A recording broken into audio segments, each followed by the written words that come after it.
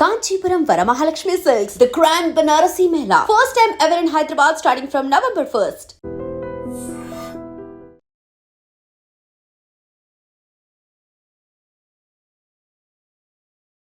నమస్తే, welcome to iDream media. నేను మీ రొద్దం శ్రీనివాస్. ఇవాల్టి మన స్పెషల్ గెస్ట్ గోనె ప్రకాష్ రావు గారు. ఆయన మాజీ ఎమ్మెల్యే, మాజీ ఆర్టీసీ చైర్మన్, అదేవిధంగా ప్రముఖ రాజకీయ విశ్లేషకులు. ఆయన ఇవాళ మన స్టూడియోలో ఉన్నారు. ఆయనతో మాట్లాడదాం. రకరకాల రాజకీయ అంశాల మీద, హాట్ టాపిక్స్ మీద ఇవాళ ఆయనతో మనం చర్చించబోతున్నాం. నమస్తే సార్. నమస్కారం సార్, మొన్న 9th రోజు సీఎం రేవంత్ రెడ్డి గారు మీట్ ద ప్రెస్లో ఒక మాట అన్నారు. 2029 జూన్ వరకు ఎన్నికలు జరగవు, కాబట్టి కాంగ్రెస్ పార్టీ అప్పటి వరకు అధికారంలో ఉంటుంది, మీరు ఎవరు ఏం వరీ కావద్దండి అని ఆయన అన్నారు. అదేవిధంగా జమిలీ ఎన్నికల కోసం ఇది ఎక్స్టెండ్ అవుతుంది, ఒక 8 months పవర్ అనేది కూడా చెప్పారు. నిజంగా అట్లాంటి వెసులుబాటు ఉంటుందా? ఆయన చెప్పింది 2028 డిసెంబర్లో జరగాల. లోక్సభ వచ్చి 6 నెలల తర్వాత. అది కేసీఆర్ గారు 19లో బదులు 18లో చేసిన కనుక ఆ గ్యాప్ వచ్చింది. లేకపోతే ఇక్కడ యునానిమిటీ వస్తుండే. 52, 57, 1952, 52, 57, 62, 67 వరకు యునానిమిటీ ఉంది.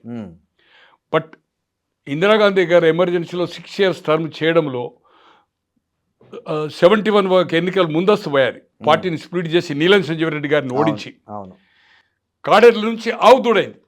అప్పుడు ఒక 1 year బిఫోర్ చేసింది. దేశంలో మధ్యంతర అంటే ముందస్తు ఎన్నిక స్నాప్ పోల్ చేసింది. మధ్యంతరం అంటే more than 2 years ఉంటాయి. స్నాప్ పోల్ చేయడంలో పార్లమెంట్ ఏమైందంటే 1 year గ్యాప్ వచ్చేసింది. అప్పటి నుంచి ఏదైతుందో మనకు అది 77 అయింది. 6 ఏళ్ళు ఎక్స్టెండ్ చేసింది కనుక అప్పుడు ఎమర్జెన్సీలో. అది 77, మనది 72 అసెంబ్లీ అయింది కనుక 78. 83లో మళ్ళీ కలిసి రాదా. 84లో కలిసి వచ్చింది మన ఆంధ్రప్రదేశ్ వరకు. మళ్ళీ 89లో కలిసి వచ్చింది. 91లో మళ్ళీ మధ్యంతరం వచ్చింది, కలిసి రాదా. 96లో రెగ్యులర్ వచ్చింది పార్లమెంట్. 91 మధ్యంతరం. 98లో మళ్ళీ మధ్యంతరం వచ్చింది. 99లో 2 కలిపి వచ్చినాయి కానీ పార్లమెంట్ మధ్యంతరం. 2004 నుంచి మనకు కలిసి వచ్చినాయి. ఎప్పుడైతే 18లో ఈయన ముందు పోయిండో ఇది 6 నెలలు డిఫరెన్స్ అయిపోయింది. మోడీ గారు వచ్చినాక ఒక దృఢమైన నిర్ణయం తీసుకున్నాడు. దీని వల్ల ఏదైతుందో గతంలో స్వాతంత్రం వచ్చిన తర్వాత 52 నుంచి ఎన్నికలు స్టార్ట్ అయిన తర్వాత దాదాపు 4 ఎన్నికలు యునానిమిటీ వచ్చినాయి. పార్లమెంట్, అసెంబ్లీ కలిపి వచ్చినాయి ఒకే రోజు డేట్. అంటే డిఫరెంట్ స్టేట్స్లో ఒక స్టేట్లో 2 ఉంటాయి అనుకోండి. మార్చి 15 ఉండే, 21 ఉండే 67లో మన ఆంధ్రప్రదేశ్లో. 15 అసెంబ్లీ పార్లమెంట్ సెగ్మెంట్, కొన్ని పార్లమెంట్ ఇంకో కాన్స్టిట్యున్సీలో ఏదైతుందో అదే పార్లమెంట్లో ఉన్నా కూడా నెక్స్ట్ డే ఉంటే అప్పుడు ఆ పార్లమెంట్ అవుతుంది. కౌంటింగ్ 2వ పోల్ అయిన తర్వాత. ఇప్పుడు లాస్ట్ ఎట్లయితే మనకు 11 అయి 14 కౌంటింగ్ అవుతుందో. సో ఆయన అన్నమాట అక్షరాల సత్యము. ఎందుకంటే ఆయన కూడా ఒక ముఖ్యమంత్రిగా ఢిల్లీలో ఉండే ఆయనకు ఉండే ఫీడ్బ్యాక్, జరుగుతున్న పరిణామాలు. కానీ ప్రభుత్వము 2029 జూన్ వరకు ఉంటుందని అన్నడా లేదా అనేది మీరు అంటున్నారు. 2029 జూన్లో పార్లమెంట్, అసెంబ్లీ, జమిలీ ఎన్నికలు మన ప్రాంతంలో జరుగుతాయి. అట్లే మధ్యప్రదేశ్ రాష్ట్రాలు ఒక దాదాపు 29 రాష్ట్రాల్లో 10 రాష్ట్రాల్లో జరగడం ఖాయం ఏ పరిస్థితిలో. ఎందుకంటే ఆల్రెడీ ఏదైతుందో జనగణమన ఇది ఇప్పుడు సెన్సస్ ఏదైతుందో 2006 నుంచి స్టార్ట్ చేస్తామని కాంక్రీట్గా ప్రోగ్రామ్ టైం బాండ్ ఇచ్చిండ్రు. 2001 yearలో ఫినిష్ అప్. 2007 తర్వాత ఏదైతుందో మహిళా బిల్లు కూడా 2 సభల్లో, ఉభయ సభల్లో 2027 ఏదైతుందో వరకు కంప్లీట్ అవుతుంది. కంప్లీట్ ఆల్ ఎంటైర్ కంట్రీ అయిన తర్వాత మహిళా బిల్లు కూడా 2 సభల్లో, ఉభయ సభల్లో ఆల్రెడీ పాస్ అయి పెట్టారు. అక్కడ ఏంటంటే ఇప్పుడు 543 ఉన్న స్థానాలను 866 లోకసభ పెంచుతున్నారు. ఎందుకు పెంచుతున్నారంటే ఉన్న దాంట్లో గిట్ట 1/3 ఇస్తే 181 సీట్స్ గిట్ట 1/3 మహిళలకు ఇస్తే నార్త్లో ఏదైతుందో గొడవ అవుతుంది. అక్కడ అంటే పురుషుల ఆధిపత్యం. సో దాన్ని వాళ్ళు ఏదైతుందో దానివల్ల అదైతుంది కనుక ఆటోమేటిక్గా ఈ మహిళల కోసం ఏదైతుందో 543 లోక్సభను 866 చేసి ఎన్నికలకు పోతారు. నెక్స్ట్ అప్పుడు టోటల్లో 1/3 ఏదైతుందో లోక్సభ. అంటే 2007 తర్వాత అంటే జరిగి అది ముందు పోతాడా, 2029 పోయే ఛాన్స్ హైజ్ ఫర్ షెడ్యూలే పోతాడు. దాంట్లో 866 లోకసభ దేశమంతా అవుతాయి. మన దగ్గర ఆల్రెడీ 17 ఉన్నాయి.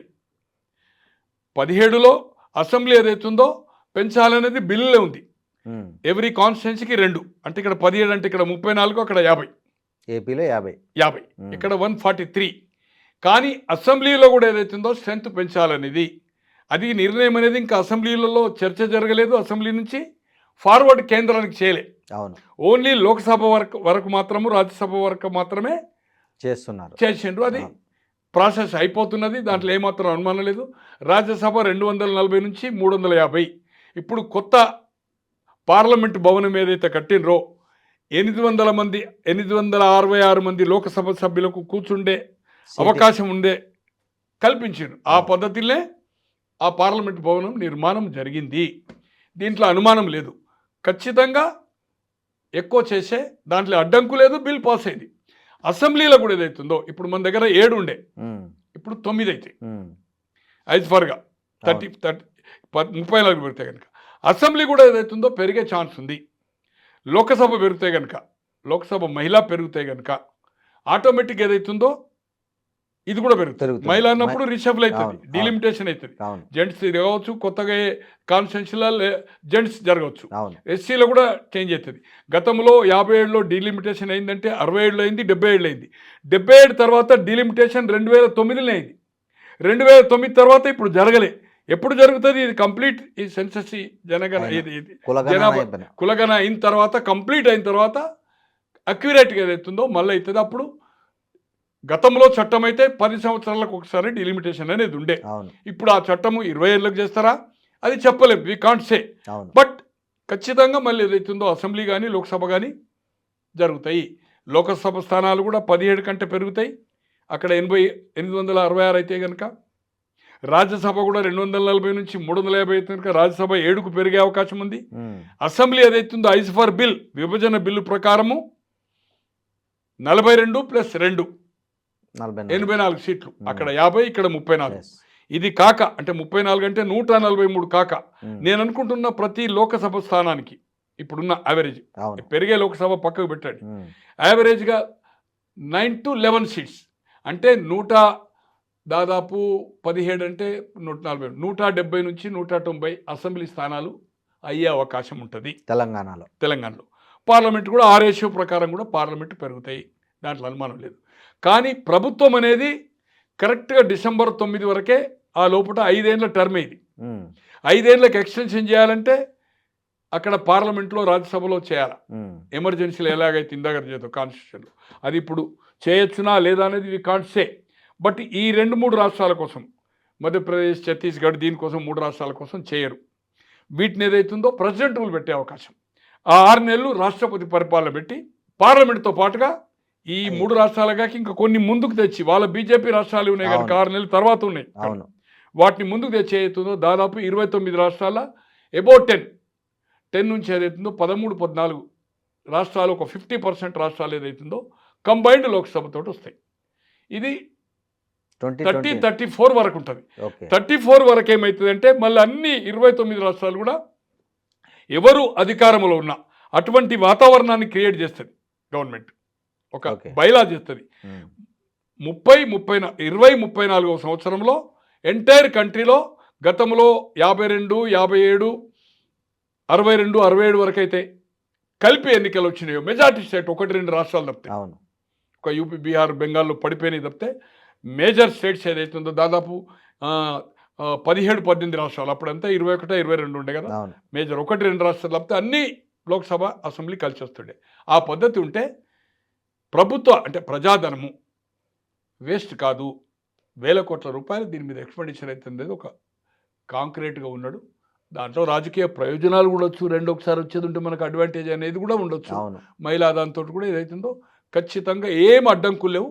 ఖచ్చితంగా రాబోయే ఎన్నిక ఏదైతుందో రేవంత్ రెడ్డి గారు చెప్పినట్టుగా ఊహాగానాలున్నట్టు జమిలీ ఎన్నికలు మన రాష్ట్రంలో కంపల్సరీ 2029 జూన్లో అవుతుంది. డిసెంబర్ నుంచి జూన్ వరకు ఏ పరిస్థితిలో ఈ ప్రభుత్వం కంటిన్యూ ఉండదు, రాష్ట్రపతి పరిపాలన పెట్టడం జరుగుతుంది. ఇంకేదన్నా ఉంటే మధ్యప్రదేశ్, ఛత్తీస్గఢ్ కూడా సేమ్ పీరియడ్లో ఉంది, ఒక 15 రోజులు 20 రోజులు అటు ఇటు. ఇంకేదన్నా 3-4 రాష్ట్రాలనేమో నేను నాకు కరెక్ట్గా గుర్తులేదు. బట్ మినిమం ఏదైతుందో 10 నుంచి ఒక 13-14 రాష్ట్రాల్లో లోక్సభ, అసెంబ్లీ మనది కూడా ఏదైతుందో రేవంత్ రెడ్డి గారు చెప్పినట్టుగా ఖచ్చితంగా మహిళా స్థానాలు అసెంబ్లీలో పెరుగుతాయి, లోకసభ 17కు పెరుగుతాయి, తర్వాత అసెంబ్లీలో కూడా మహిళాది వస్తుంది, మహిళా ప్రకారం రాజ్యసభ మీరు చెప్పిన కానీ నాకు తెలిసిన సమాచారం ఏంటంటే ప్రతి రాష్ట్రంలో ఒక ఒపీనియన్ ఇస్తారు మీకు. అక్కడేమో కాంక్రీట్గా ఒక నిర్ణయం జరిగింది, అది బిల్ పాస్ అయింది. ఇక్కడ 10%, 15% ఉన్న స్ట్రెంత్లో ఎంత అనేది యునానిమిటీ చేసేది అవుతుందో అన్ని రాష్ట్రాలకి ఏదైతుందో 1/3 సీటు అంటే మన దగ్గర సపోజ్ ఇది ఈ గతంలో డిలిమిటేషన్ అయిన ప్రకారం అయితే మనకు 143 కావాలి 1/3 అనుకోండి. 1/3 అంటే ఏదైతుందో 90, 50, 15, 30, 45 దాదాపు అంటే 190 వరకు పోయే అవకాశం ఉంది. అసెంబ్లీ స్థానాలు పెరుగుతాయి, లోకసభ కూడా ఏదైతుందో అక్కడ 543కు 866 అంటే 313 పెరుగుతున్నాయి. 313 అంటే దాదాపు మనకి ఏదైతుందో ఒక 7-8 లోక్సభ స్థానాలు కూడా పెరిగే అవకాశం ఉంటుంది. తెలంగాణ 17 నుంచి ఏదైతుందో 25 మినిమం ఏదైతుందో దాంట్లో 1/3 ఏదైతుందో మహిళలకు అయ్యే అవకాశం ఉంటుంది. దీంట్లో ఏమాత్రం అనుమానం లేదు. దీనికోసం ఏదైతుందో ఇప్పుడు రాబోయే రోజుల్లో అటు బీఆర్ఎస్ఏ కావచ్చు, బీజేపీ కావచ్చు, ఇప్పుడున్న అధికారం ఉన్న కాంగ్రెస్ పార్టీ కానీ ఈ అలకలు పోటీ తత్వాలు పోకుంటే ఏదైతుందో మహిళలకు అయ్యే అవకాశం ఉంది, కాన్స్టిట్యున్సీలు పెరిగే అవకాశం ఉంది. కొత్త వాళ్ళకు కొంతమందికి లోక్సభలో కానీ అసెంబ్లీలో కానీ కాన్స్టిట్యున్సీ పెరిగి అవకాశం ఉంది. దీంట్లో ఏమాత్రం అనుమానం లేదు. కానీ రేవంత్ రెడ్డి గారు అలా చెప్పారా లేదా నేను అబ్జర్వ్ చేయలే, కానీ బట్ 100% ఆయన చెప్పిన ప్రకారం జమిలీ ఎన్నిక ఎక్స్టెన్షన్ మాత్రం ఏ ప్రభుత్వం 5 ఏళ్ళకి ఎక్స్టెన్షన్ ఇవ్వాలంటే అక్కడ పార్లమెంటు రాజ్యసభలో అది కావాలి. దే విల్ నాట్ అలో, ఎందుకంటే వాళ్ళకు కాంగ్రెస్ అడ్వాంటేజ్ ఉండదు కదా. వాళ్ళకి ఇక్కడ ఏదైతుందో ఇది హాట్ సీట్. ఇప్పుడు ఏఐసిసికి ఏదైతుందో విటమిన్ ఏదైతుందో ఎక్కువ నిధులు సమకూరుస్తుంది. గతంలో కేసీఆర్ కూడా పలు రాష్ట్రాల్లో చేసిండు. దీన్ని వాళ్ళు కొట్టాలంటుంది కనుక 2 కలిపి ఒకసారి ఏది ఉంటే మాకేమైనా అవకాశం ఉంటుందని అనుకుంటారు కనుక ఏ పరిస్థితిలో రాష్ట్రపతి పరిపాలన అనేది 100% రాష్ట్రపతి పరిపాలన 2028 టు 6 నెలలు రాష్ట్రపతి పరిపాలన ఈ రాష్ట్రపతి ప్రెసిడెంట్ రూల్లోనే ఎన్నిక జరుగుతుంది. జమిలీ ఎన్నికలు మాత్రం ఖాయం, దాంట్లో ఏమాత్రం అనుమానం లేదు.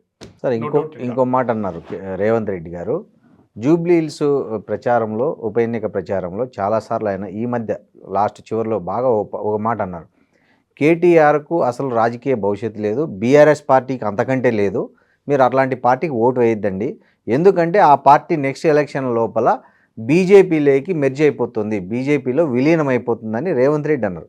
ఇదే మాట అంతకుముందు ఎవరైతే కల్వకుంట్ల కవిత ఆమె కూడా బయటకు వచ్చిన తర్వాత 5-6 సందర్భాల్లో ప్రెస్తో ఆమె కూడా నాకు ఒత్తిడి వచ్చింది, నేను వద్దని చెప్పానని కూడా ఆమె కూడా చెప్పారు. నిజంగా ఇంత ఒక ప్రాంతీయ పార్టీ 10 ఏళ్ళు అధికారంలో సాధించే డబ్బులు కూడా చాలా ఉన్నాయి, దానికి పార్టీ ఫండ్ కూడా బీఆర్ఎస్కు చాలా ఎక్కువ మొత్తంలో ఉన్నట్లు మనం చూసాం. అట్లాంటి పార్టీని నిజంగా రేవంత్ రెడ్డి ఊహించినట్లుగానో చెప్పినట్లు బీజేపీలో కలిస్తే అవకాశం ఉందా? ఒకవేళ కలిస్తే ఎవరికి అడ్వాంటేజ్ ఉంటుంది? కేసీఆర్ ఏదైతుందో ఇప్పుడున్న అతని పరిస్థితి, ఎమ్మెల్యేలు కానీ ఉన్న రాజ్యసభ 4 కానీ కౌన్సిల్ కానీ గ్రామ స్థాయిలో కార్యకర్తలు కానీ ఎవ్రీథింగ్ పర్ఫెక్ట్గా ఉంది. అతను అవసరం అనుకుంటే మెర్జ్ చేయడు, బీజేపీతో పొత్తు పెట్టుకునే అవకాశం ఉంది. అవును, ఎందుకనంటే బీజేపీకి జిఆర్ స్వామి ఇష్యూ అయ్యే వరకు 2022 వరకు 2014 నుంచి ఒంటరిగా పోటీ చేసిండు. ఎన్నికల్లో విమర్శించవచ్చు. అవును, 18లో కానీ మోడీ లేదు, గీడీ లేదు, ఈవెన్ 18లో 23లో ఏదైతుందో అబ్కా సర్కార్, కిసాన్ సర్కార్, తర్వాత ఏదైతుందో ఈసారి ఖచ్చితంగా మేమే దేశ్కి నేత కేసీఆర్ అని రాష్ట్రాల్లో చేసిండు, అవన్నీ వేరే సంగతి. బట్ 2022 వరకు అన్ని వివాదాస్పద బిల్లులు కూడా తలాక్, నోట్ల రద్దు, రాజ్యసభ వైస్ చైర్మన్ ఎలక్షన్, మన vice president election, president election, Rajya Sabha vice chairman, even నోట్ల రద్దు కాకుండా అగ్రికల్చర్ బిల్లు కూడా ఇక్కడ వ్యతిరేకం చేసి జిహెచ్ఎంసీ ఎలక్షన్ అయితే నేను గుద్దా చూడు దీన్ని వ్యతిరేకిస్తున్నామని కేటీఆర్ గారు బెంగళూరు హైవే నిర్బంధం చేసి కూడా ఆఫ్టర్ మున్సిపల్ ఎలక్షన్ అయితేనే పోయి ఆ బిల్లుకు సపోర్ట్ చేసిండు. కాంగ్రెస్ పార్టీ కానీ, సమాజ్వాదీ కానీ, డిఎంకే కానీ, మమతా కానీ, తర్వాత ఆర్జేడీ కానీ ఎవరిది వాళ్ళతో కూటమితో కలవకుండా అతను ఆ బిల్లు కూడా వివాదాస్పద బిల్లు కూడా తర్వాత అపోజ్ చేసిండు వేరు. ఆ రోజు ఆ బిల్లుకు సపోర్ట్ చేసిండు. కరెక్ట్. బట్ ఆ బిల్లును రైతుల ఉద్యమానికి తలవొగ్గి ఆ బిల్లును విత్డ్రా చేసుకున్నది బీజేపీ. ఎస్. కనిచేసింది. అవును. అతను బీజేపీకి వ్యతిరేకం అనేది ఏతుందో ఎక్కడ మనకు సందర్భం కనబడతలేదు. అంటే విమర్శిస్తుండు, కలిసి పోటీ చేయకపోవచ్చు, అవును. కాంగ్రెస్తో కలిసి పోటీ చేయకపోవచ్చు. కానీ 2009లో టీడీపీ, సిపిఐ, సిపిఎం సమైక్యమన్న సిపిఎం పార్టీతో కూడా పొత్తు కలిసాడు. అవును. మహాకూటమి కలిసి మొత్తం పోటీ చేశారు. 10 అసెంబ్లీ గెలిచాడు, 45 తీసుకున్నాడు, 10 లోక్సభ తీసుకున్నాడు, 2 గెలిచిండు విజయశాంతను. బట్ ఎన్నికల పోలింగ్ అయి కౌంటింగ్ కంటే ముందే 2009లో ఏదైతుందో హర్యానా వెళ్ళి బీజేపీ ఎన్డీఏ మీటింగ్లు అడ్రస్ చేసి రాబోయేది కాంగ్రెస్ కాదు ఎన్డీఏ గవర్నమెంట్ అని అడ్రస్ చేసిండు. అవును. అయితే సీఎంగా అక్కడ అడ్రస్ చేసిండు. అవును. అంటే బీజేపీకి వ్యతిరేకం కాదు కదా, అంతే కదా. అదొకటి. నెంబర్ ఇక్కడ ఏదైతుందో ఈ అన్నిటికీ మోడీకి సపోర్ట్ చేసిండు, మోడీని ఆకాశం ఎత్తిండు. అవును. తో కనుక అతనికి ఇక్కడ పవర్ నేను అనుకో ఆయన జమిలీ అయితే ప్రెసిడెంట్ వస్తుంది, లేకపోతే గవర్నమెంట్ ఉంటుంది. జమిలీ రాదు అనుకోండి, 0.1% జమిలీ రాకపోయే అవకాశం ఉంది. అప్పుడు ఏమవుతుంది, ఇక్కడ రేవంత్ రెడ్డి గారి ప్రభుత్వం ఉంటుంది, కాంగ్రెస్ ప్రభుత్వం ఎలక్షన్లో, అక్కడ బీజేపీ. ఈ రెండుతోటి పోరాటం చేయలేక ఎలాగైతే చంద్రబాబు గారు రామారావు గారు ఉన్నప్పుడు తెలుగుదేశం పార్టీ 85, 89లో 2 ఎన్నికల్లో ఉభయ కమ్యూనిస్టులు బీజేపీతో పొత్తు పెట్టుకున్నారు, జనతాదళ్తో కలిసి కొట్లాడింది. 94లో బీజేపీ డిఫర్ అయింది. బట్ సిపిఎం ఉంది, జనతాదళ్ ఉంది. బట్ చంద్రబాబు గారు 96 పార్టీ స్ప్లిట్ చేసిన తర్వాత ఒంటరిగా పోటీ చేసిండు, 98లో చేసిండు. ఎన్నికలు అయిన వెంటనే 98లో, అప్పటి వరకు 96, 99 దేవగౌడ గుజరాల్ గవర్నమెంట్లో మంత్రివర్గం పార్టిసిపేట్ చేసిండు, కింగ్ మన కీ రోల్ ప్లే చేసిండు. But 98 after parliament election Vajpayee గారికి ఏదైతుందో ప్రభుత్వానికి సపోర్ట్ చేసిండు. 99లో ఎన్డీఏతో కలిసి ఉమ్మడి రాష్ట్రంలో ఏదైతుందో పోరాటం చేసిండు, మళ్ళీ అధికారం వచ్చిండు. మొదటిసారి రామారావు గారు వచ్చిండు 94లో, ఆయన నాయకత్వంలో 99లో వచ్చింది. 2004లో ఇక్కడ కాంగ్రెస్ వచ్చినప్పుడు కూడా వాజ్పేయి గారితో పార్లమెంట్ అసెంబ్లీ కలిసి వచ్చింది. 99, 2004 అండ్ 2009. బట్ 2004లో కలిసి కొట్లాడి ఓడిపోయిన తర్వాత చెంపలేసుకున్నాడు. ఏం మాట్లాడి అనేది మనకు ప్రస్తావన వద్దు, అవసరం కూడా లేదు జనాలకు. బట్ 2014లో 18లో ఇక్కడ కాంగ్రెస్తో తెలుగుదేశం పుట్టిందే కాంగ్రెస్ వ్యతిరేకంగా, ఆంధ్రుల ఆత్మాభిమాని. అటువంటి కాంగ్రెస్ పార్టీతో ఇక్కడ కలిసి కొట్లాడాడు. ఎక్కడ? తెలంగాణలో. యూపీఏకి ఏదైతుందో మద్దతు పలికిండు, బీజేపీని విమర్శించడం జరిగింది. బట్ ఎప్పుడైతే తను 2019లో ఓడిపోయిండో, అటు బీజేపీ ఒత్తిడి, ఇటు కేసీఆర్ అధికారంలో వచ్చి రెండోసారి ఇక్కడ 2018 ఇద్దరు ఒత్తిడి మధ్యలో అధికారంలో ఉండి కూడా 2014 నుంచి 19 వరకు చీఫ్ మినిస్టర్ కూడా అక్కడ మూమెంటం ఇబ్బంది అయింది. ఆర్థికంగా ఆయన వనరులు చాలా ఇబ్బంది చేశారు. తో దాన్ని ఆ తప్పును సవరించుకుంటాను కోసం రిస్క్ తీసుకోకుండా జగన్మోహన్ రెడ్డి గారిని ఓడియాలంటే బీజేపీతో కలవాలనే ఉద్దేశంతో బీజేపీతో కలిసి పోరాటం చేసిండు. ఇప్పుడు సక్సెస్ అయ్యిండు, కేంద్రంలో కలిసి ఉన్నాడు, ఇప్పుడు కలిసి ఉన్నాడు. ఇదే మోడీ గారితో 2014 కూడా క్యాబినెట్ ఉన్నారు, క్యాబినెట్ బయట వచ్చాడు, హార్డ్ క్రిటిక్ చేసుకున్నాడు. ఈరోజు రామారావు గారు అంటేనేమో కలిసిండ్రు, విడిపోయిండ్రు, ఆయన ఎప్పుడు బీజేపీతో చేయలేదు. బట్ చంద్రబాబు గారు రామారావు గారు ఉన్నప్పుడే కీ రోల్ ప్లే చేసిండు కదా, 85లో పార్టీలు చేరి 89లో చేసిండు కదా, కీ రోల్ ప్లే చేసిండు కదా, 94 డిఫరెంట్ కదా. ఇవన్నీ చంద్రబాబు అంత అనుభవజ్ఞుడు. 14 ఇప్పుడు ఒక 15 సంవత్సరాలు, దాదాపు 14 సంవత్సరాలు అపోజిషన్ లీడర్గా ఉండి అనుభవజ్ఞుడే, రిస్క్ తీసుకోకుండా చేసిండు. రేపు రాబోయే రోజుల్లో బీజేపీకి ఇప్పుడున్న సిచ్యువేషన్, గత ఎన్నికలు ఎలా అయితే 8 అసెంబ్లీ వచ్చినాయో, ఇప్పుడున్న ఈ 8 లోక్సభ సభ్యులు కానీ, 2 కేంద్ర మంత్రులు కానీ ఎవరికి సఖ్యత లేదు. నేను పేర్లు చెప్పదలుచుకోలేదు ఎవరెవరని. తో ఇప్పుడు మనం జుబిలీలు చూసినాం, అధ్యక్షుడు ఎటువంటి డ్రైవ్ చేసిండు, కేంద్ర మంత్రి ఏం డ్రైవ్ చేసిండు అనేది ధరావత్తు కోల్పోయే అవకాశం ఉంది. కనుక బీజేపీ ఏదైతుందో రేపు మనం ఒంటరిగా పోటీ చేస్తే ఈ గ్రూపులు ఎన్నికల వరకు ఇవి సమస్యపోయే అవకాశం లేదు, కలిసి పనిచేసే అవకాశం లేదు. ఇగో ప్రాబ్లమ్స్ ఉన్నాయి. నేను పేర్లు చెప్పదలుచుకోలేదు, ఎవరికి ఎవరు అనేది వివరంగా చెప్పాలంటే గంట చెప్పవచ్చు. బట్ ఇట్ ఈస్ నాట్, ప్రస్తావన వద్దు. బట్ సఖ్యత కుదిర్చే అవకాశం లేదు. ఎంత వార్నింగ్ ఇచ్చినా కూడా వీళ్ళు కలిసి పనిచేయరు. ఇలా లోక్సభ ఎన్నిక అవుతుంది సార్, 8 మంది ఎమ్మెల్యేలను 8 మంది మన లోక్సభ సభ్యులు కనిపించారా సార్?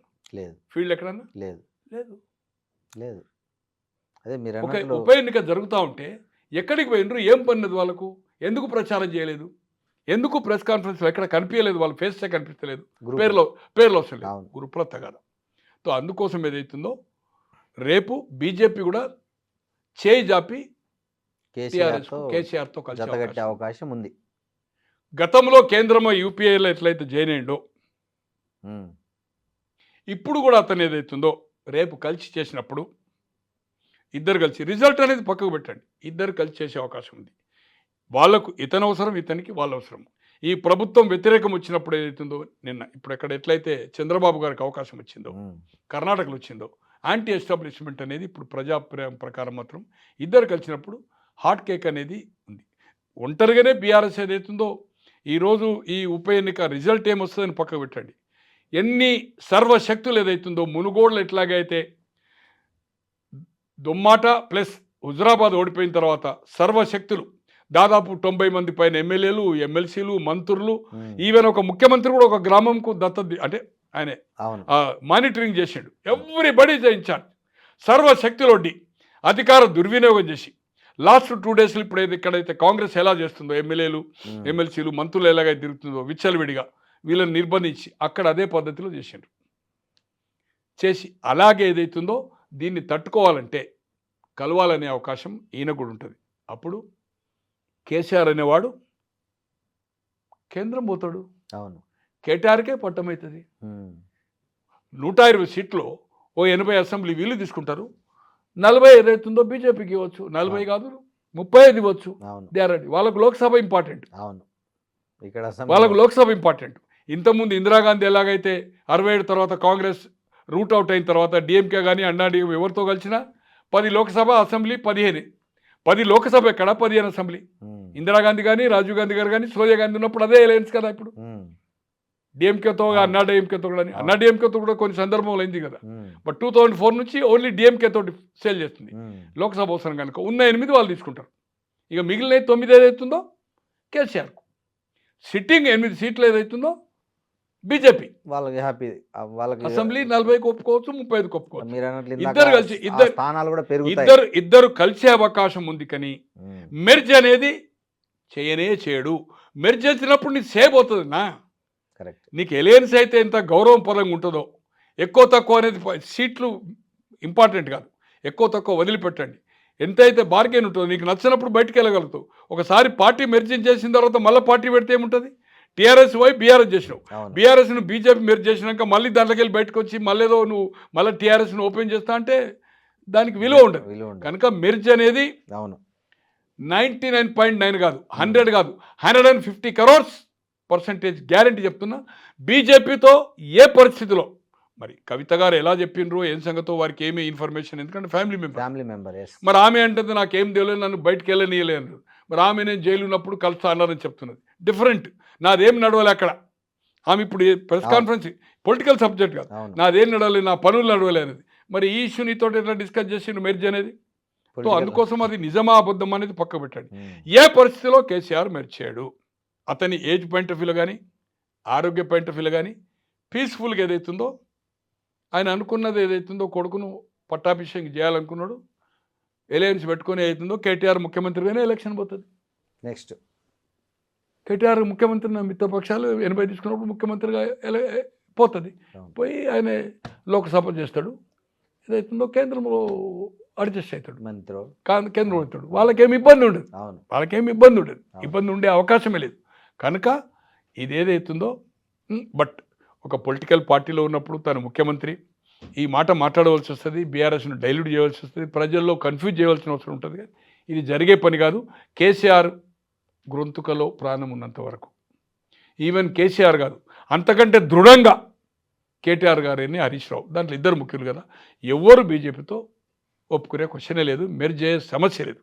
బట్ పొత్తు ఉండే అవకాశం 99.9 ఏదైతుందో చివరకు 2 జమిలీ ఎన్నిక రావడము, మహిళా బిల్లు అయిపోయి ఇప్పుడు రేపు సీట్లు పెరగడము, అసెంబ్లీ పెరగడము, పార్లమెంట్ పెరగడం దృష్ట్యా అదేందో సేఫెస్ట్ అంటే ఈ సీట్లు ఇప్పుడున్న ప్రకారం రేపు దాని ప్రకారం అదే రేషియోలో వస్తుంది. 2:1 వచ్చే రేషియో ఉంటుంది.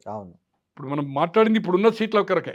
రేపు అయితే సీట్లు అసెంబ్లీ పెరిగినప్పుడు లోక్సభ పెరిగితే ఆ రేషియో డిఫరెంట్ అవుతుంది, బట్ ఇది జరగబోతుంది అనేది అవుతుందో నేను ఊహాగానం కాదు, ఇది వాళ్ళ కార్యకర్తల్లో కానీ ఇటు బీజేపీ నాయకుల్లో కానీ ఈ డౌట్ ఉంది.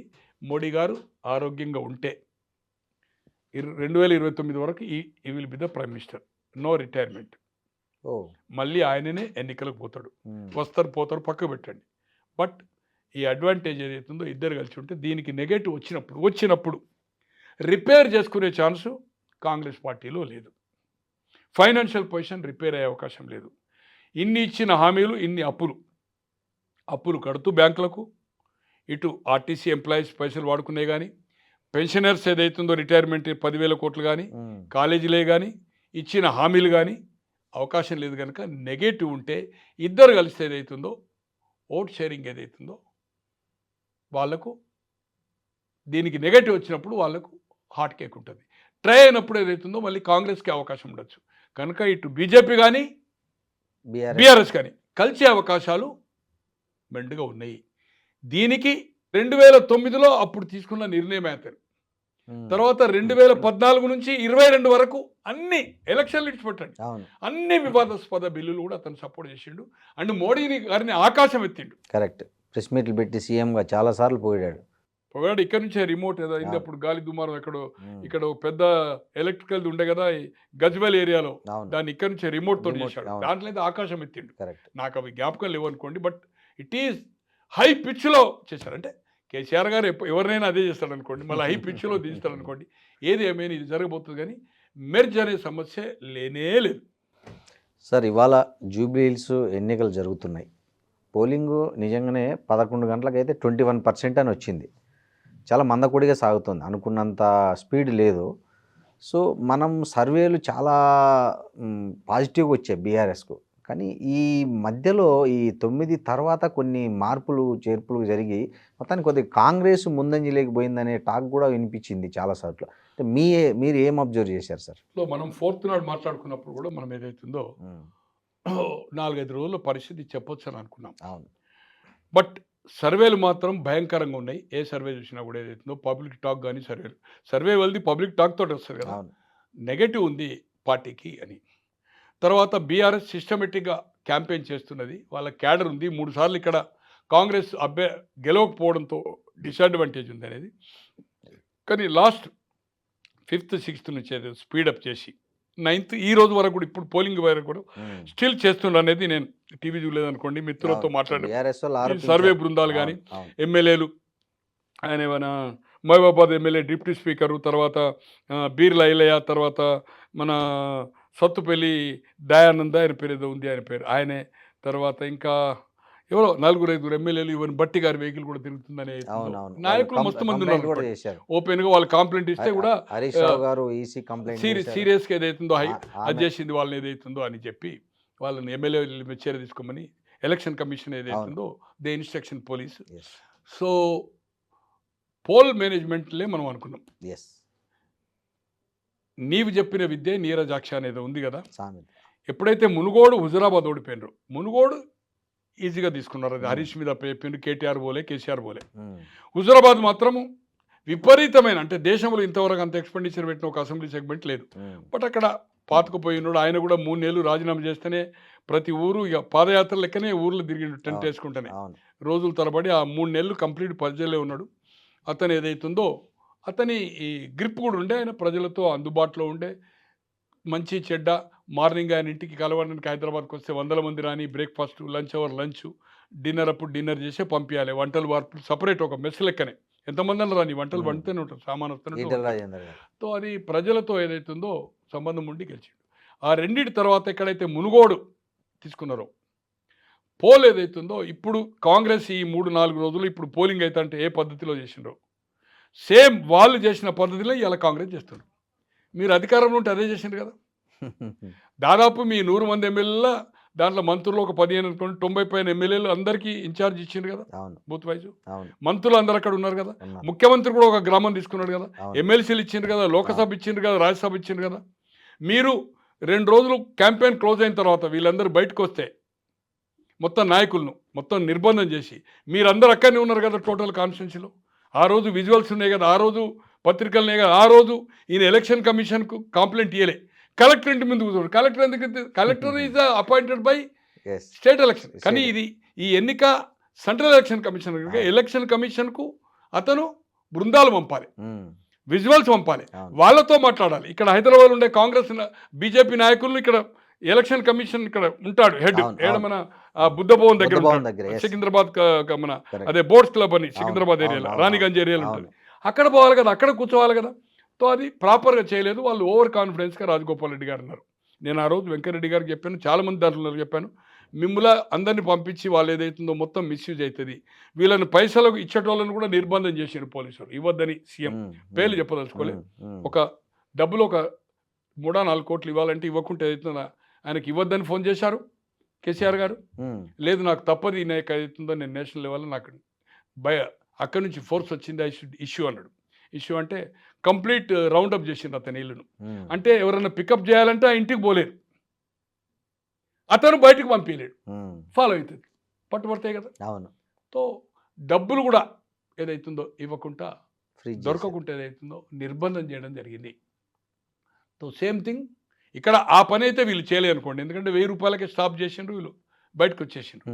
బట్ పోల్ మేనేజ్మెంట్ పర్ఫెక్ట్ చేసిండ్రు. ఇంకోటి మనం అనుకున్నాం మీ 4th ఇంటర్వ్యూలో, అవును, బాడీ లాంగ్వేజ్ ఓవర్ కాన్ఫిడెన్స్లో కేటీఆర్ ఉన్నాడని చెప్పారు మీరు. అవును. 4th చెప్పిన తర్వాత 3-4 ఛానళ్లకు గంట ఏదైతుందో ఆయన ఎక్స్ప్రెషన్ అవును, చూడండి 14 చూడండి, రాసి పెట్టుకోండి, ఈ ప్రభుత్వం 500 రోజులే ఉంటుంది, పడిపోతుందని చెప్పి ఆయన ఉద్దేశం ఏందా అనేది 500 రోజులు అంటే 16-17 నెలలు. ఎందుకు చెప్పాడా ఏం సంగత అంటే క్రైసిస్ వస్తుందని. దీని తర్వాత రాజకీయ అంటే ఆఫ్ ద రికార్డులో కూడా మంత్రివర్గం ఇవన్నీ అవుతాయి, అట్లా పత్రికలు కూడా వస్తున్నాయి అనుకోండి, నేషనల్ మీడియా వస్తున్నాయి, local media, electronic, print, leading పేపర్స్లో వస్తున్నాయి, వేరే సంగతి. అంటే చేర్పులు కూర్పులు ఉంటాయని ముఖ్యమంత్రి పోతాడు అనేది వస్తలేదు. But high command is serious about functioning here, combination of cabinet. So ఆయన ఆ ఓవర్ కాన్ఫిడెన్స్ చివరి వరకు కూడా ఉన్నట్టుగా మనకు అనిపించింది. సో అది దెబ్బతీసింది. ఇంకోటి కేసీఆర్ గారు ఏదో ఒక పబ్లిక్ మీటింగ్ వస్తే ఆ వాతావరణమే వేరుంటుంది. 1 నెంబర్ 2 కనీసం ఆయన ఒక వీడియో రికార్డు కూడా ఏదైతుందో అది చేసినా బాగుంటుంది. Campaign is good but candidate very poor క్యాండిడేటే లేడు అసలు. అక్కడ క్యాండిడేట్ ఉన్న దాంట్లో కాంగ్రెస్లో ఆస్పిరెంట్స్ ఉన్న ఒక 5-6 పేర్లలో బెస్ట్ క్యాండిడేట్ 2 సార్లు కార్పొరేటర్ ఓడిపోయినా, ప్రజల్లో ఉండి 2 సార్లు ఎమ్మెల్యే ఓడిపోయి నిత్యం ప్రజల్లో ఉన్నాడు, అందుబాటు ఉన్నాడు, కమ్యూనిటీ బ్యాంక్ ఉన్నది, డ్రైవ్ ఉంది. బట్ అక్కడ క్యాండిడేట్ మెరిట్ అయ్యిండు. తర్వాత నేను అనుకుంటున్నా డబ్బులు 2500, వీళ్ళు 1000 రూపాయలు ఇచ్చారు. బీజేపీ ఏమి ఇచ్చిండ్రో ఐడియా లేదు. చీరలు నేను అనుకుంటున్నా more than 2.5 lakhs. ఒక ఇంట్లో ఒకే ఓటు ఉండి 5 ఉన్నది, ఒక లేడీ ఉంటే 2 అడుగుతూ కూడా 2 చీరలు ఇచ్చారు. కుక్కర్స్ ఇచ్చారు. కొన్ని ప్రాంతాల్లో నేను చెప్పను, కొంత మాస్ పీపుల్ ఏదైతుందో ఎల్లారెడ్డి, సంజయ్ వచ్చేది కదా ఈ సనత్ నగర్ ఏరియాలో, తర్వాత ఈ బోర్బండలో ఈ కూలీనాలి చేసుకుంటోళ్ళు, బయటికి వెళ్ళి వచ్చిన వాళ్ళు ఉన్నారు, ఇక్కడ వాళ్ళు ఉన్నారు, కొంత ఎస్టీస్, వాళ్ళకి ఏదైతుందో విచ్చలవిడిగా లిక్కర్ కూడా ఇవ్వడం జరిగింది. విచ్చలవిడిగా లిక్కర్ ఇచ్చారు. ఇది ఓపెన్ ఫ్యాక్ట్. సో ఇవన్నీ ప్రభావితం చేస్తే ఇప్పుడున్న ట్రెండ్లో, నేను టీవీ చూడలేదు అనుకోండి కానీ, బట్ ఈ సర్వేలు ఎవరైతే మనం గతంలో మాట్లాడామో, కృష్ణది కమౌట్ అయింది, టీవీ 9, గౌడ్ కాలే, వాళ్ళతో మాట్లాడినప్పుడు కానీ, ఇంకా మీడియా సీనియర్ చాలా సీనియర్ చేసి వాళ్ళ స్టింగర్స్ ఏదైతే తిరుగుతున్న బట్టి కానీ, ఈవెన్ టీఆర్ఎస్ సంబంధించిన వాళ్ళు నాయకులు పనిచేసిన వాళ్ళు కానీ, నాకుండే మిత్రులు అంటే మాతో కలిసి పనిచేసిన వాళ్ళు ఇప్పుడు టీఆర్ఎస్లో మొన్న ఎన్నికల్లో ఉన్నోళ్ళు వాళ్ళతో మాట్లాడినప్పుడు మాత్రము పోల్ దాన్ని బట్టి, వాతావరణ సరళి బట్టి కాంగ్రెస్ అక్కడ క్యాడర్ లేదు. లేనందుకు ఏదైతుందో ఇప్పుడు ఏదైతుందో బయట లీడర్లు కూడా అక్కడ వర్క్ చేస్తున్నారు. అక్కడ సిస్టమేటిక్ లేదు కనుక టీఆర్ఎస్కే ఉన్నారు. టీఆర్ఎస్ వాళ్ళు బయటి నాయకులు అక్కడ లేరు, లోకలే వాళ్ళకు స్ట్రెంత్గా ఉంది, కంఫర్ట్ ఉంది. సో దీని వాతావరణంలో ఏదైతుందో డిఫరెంట్ ఒపీనియన్ చెప్తున్నాను. మార్నింగ్ 7-8 నుంచి ఇప్పుడు ఇక్కడికి వచ్చినా కూడా నేను లిఫ్ట్లో కూడా ఫోన్ చేస్తూ వచ్చాను. నాకు తెలిసినంత వరకు కాంగ్రెస్ ఈజ్ ఎ మినిమం 5 నుంచి, కొందరు 10 నుంచి 15 అంటున్నారు, 5 నుంచి 10 అంటున్నారు, 15 నుంచి 20 అంటున్నారు. But it should be different ఒపీనియన్గా అప్ టు 20 వరకు మెజార్టీ పోవచ్చు అనేది వాతావరణం. మనం ప్రైవేట్ బుక్కి చూసినప్పుడు కూడా 1.5 month 20,000 రాదు అని, మళ్ళీ 12,000 రాదు అని, అవును. చివరకు 6,000 రాదని నడిచింది. అంటే వాళ్ళది ఎంత పర్ఫెక్ట్, ఈ సర్వేలు ఎట్లయితుందో. కరెక్ట్. బట్ అది ఈ చెప్పిన గ్రౌండ్ ప్రకారం అయింది. కానీ ప్రజల వ్యతిరేకత, సర్వేల ప్రకారము డబ్బులు తీసుకున్నా కూడా ఎట్లయితే హుజురాబాదులో ఓటింగ్ ప్యాటర్న్ వేశారో, ఆయనతను మ్యాన్ టు ప్రతి మనిషితో టచ్ ఉండే, నాయకునితో కాదు. బట్ అదేమన్నా జరిగితే అది ఒక అద్భుతమే అన్నట్టు. బీజేపీ అంటే ఇది దీని పేరేంది, బీఆర్ఎస్ గెలిస్తే అద్భుతమే. బట్ నాకుండే ఇండివిజువల్ ఒపీనియన్ మాత్రం మొదటి నుంచి నేను మీ మీడియాలో కానీ బయట కానీ 1.5 నా వ్యక్తిగత అభిప్రాయం కాంగ్రెస్ గెలుస్తాను. ఎందుకంటే minority plus Christian minority and plus Yadav and plus Reddy vote కూడా దాదాపు 20,000 అనుకుంది. యాదవ్ ఓట్లు కూడా 25, 26, 30 అనుకుంది. తో ఒక అదర్స్లో బీసీ అనేది ఒక నడుస్తుంది. ఇది అయినప్పుడు ఏదో అతను బీసీ, ఈ అడ్వాంటేజెస్ ఉంటాయి. తర్వాత కొన్ని అభివృద్ధి కార్యక్రమాలు షెడ్యూల్ ఇచ్చేయకముందు, నోటిఫికేషన్ కాదు, షెడ్యూల్ ఇచ్చేయకముందే కొన్ని ల్యాండింగ్ అని, డ్రైన్లు, కొన్ని రోడ్లు జరుగుతున్నాయి. ఆల్రెడీ కొన్ని చిన్న చిన్నవి కంప్లీట్ అయినాయి, కొన్ని ఆన్ గోయింగ్ వర్క్ కంటిన్యూ అవుతుంది, శాంక్షన్ వర్క్ నడుస్తుంది. దాని ప్రభావం కూడా ఉంటుంది. ఇంకోటి, స్థానిక సంస్థల ఎన్నికలు ఎలాగైతే పవర్ పార్టీకి అడ్వాంటేజ్గా రిజల్ట్స్ వస్తాయో, గతంలో జగన్మోహన్ రెడ్డి గారు కానీ, ఈవెన్ మంగళగిరి అండ్ కుప్పంలో కూడా వచ్చి మొత్తం గెలిచి కూడా ఏమైందో మనం చూసాం. అట్లే అంతకుముందు చంద్రబాబు గారు గెలిచి 23 సీట్లు వచ్చినాయి. అట్లే ఇక్కడ మన ఒక్క జిల్లా పరిషత్ రాకుండా బీఆర్ఎస్ గెలిచి కాంగ్రెస్కు రాక, కరీంనగర్ అటువంటి మున్సిపాలిటీలో 50 స్థానాలకు ఒకే స్థానం వచ్చి, హైదరాబాద్లో 150లో ఒకే స్థానం గెలిచింది కదా. ఒకటి ఉప్పల్ ఏరియాలో కనుక, ఒకటి మల్కాజ్గిరి, రెండే కార్పొరేటర్ గెలిచి ఇవాళ మనకి ఎట్లా రిజల్ట్స్ వచ్చినాయి మనం చూసినాం. తో స్థానికంగా ఇంకా 3 ఏళ్ళు ఈ కాంగ్రెస్ ప్రభుత్వం ఉంటుంది కనుక మనం కొన్ని పనులు చేయించుకోవాలనుకుంటే, ఇప్పుడు ఇంతమంది మంత్రులు తిరిగింది కనుక మనం ఎక్కడైనా పోయి నిలదీయచ్చు కదా. ఈ ఎమ్మెల్యే మీద కూడా ధర్నాలు చేయొచ్చు, ఎమ్మెల్యే కూడా పోయి ఒత్తిడి చేస్తాం, మనం ప్రామిస్ చేసినాం కదా ఇయ్యని.